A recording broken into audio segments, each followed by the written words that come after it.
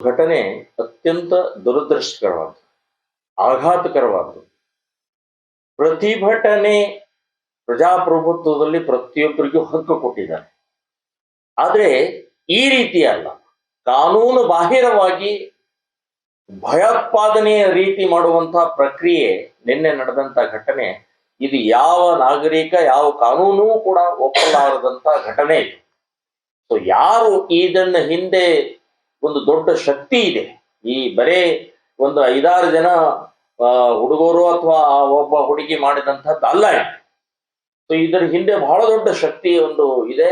ನನಗೆ ಅನಿಸುತ್ತೆ ಕಾಂಗ್ರೆಸ್ನವರೇ ಕುತಂತ್ರ ಇದ್ರೂ ಇರಬಹುದು, ಬುದ್ಧಿಜೀವಿಗಳ ಮೂಲಕ ಇದನ್ನ ಮಾಡಿಸಿದ್ದಾರೆ ಅಂತನ್ನುವಂಥದ್ದು ಇರಬಹುದು.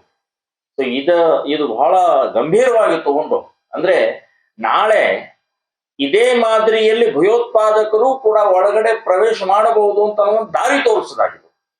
ಸೊ ಇದು ಸರಿಯಲ್ಲ ಅಂತನ್ನುವಂಥದ್ದು ನಾನು ಸ್ಪಷ್ಟವಾಗಿ ಹೇಳ್ತಾ ಇದ್ದೀನಿ, ಖಂಡಿಸ್ತಾ ಇದ್ದೀನಿ, ವಿರೋಧಿಸ್ತಾ ಇದ್ದೀನಿ.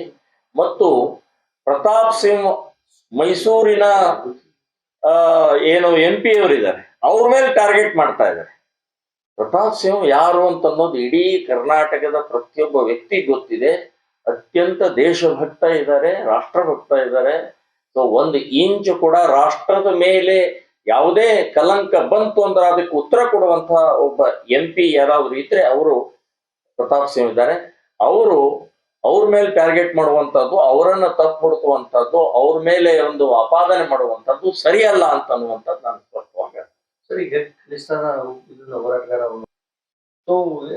ಅಟ್ಯಾಕ್ ದೊಡ್ಡದೇ ಆಗದೆ ಇರಬಹುದು, ಆದ್ರೆ ಇದು ಚಿಕ್ಕ ಮಟ್ಟದ್ದು ಅಂದ್ರೆ ಆಗಿದೆಯಲ್ಲ, ಬಹುಶಃ ಏನಾದ್ರೂ ಲಿಂಕ್ ಇರ್ಬೋದಾ?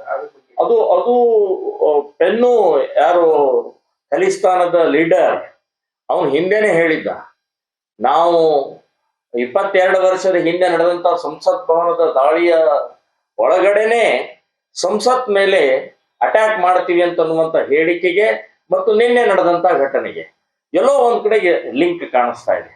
ಸೊ ಖಲಿಸ್ತಾನದ ಸಂಬಂಧಪಟ್ಟ ಕೂಡ ತನಿಖೆ ಆಗಬೇಕು ಅಂತನ್ನುವಂಥದ್ದು ಹೇಳ್ತೀನಿ, ನಿಶ್ಚಿತ ಹೇಳ್ತೀನಿ. ಇದು ಬಹಳ ದೇಶದ್ರೋಹಿ, ದೇಶಕ್ಕೆ ಅಪಾಯಕಾರಿಯಾದಂತ ಘಟನೆ ಇದು. ಸೊ ಖಲಿಸ್ತಾನದ ಲಿಂಕ್ ಅಕಸ್ಮಾತ್ ಇದನ್ನ ಏನಾದ್ರೂ ಬಹಿರಂಗ ಆದ್ರೆ ಬಹಳ ದೊಡ್ಡ ಅಪಾಯಕಾರಿ ಬೆಳವಣಿಗೆ ಇದು.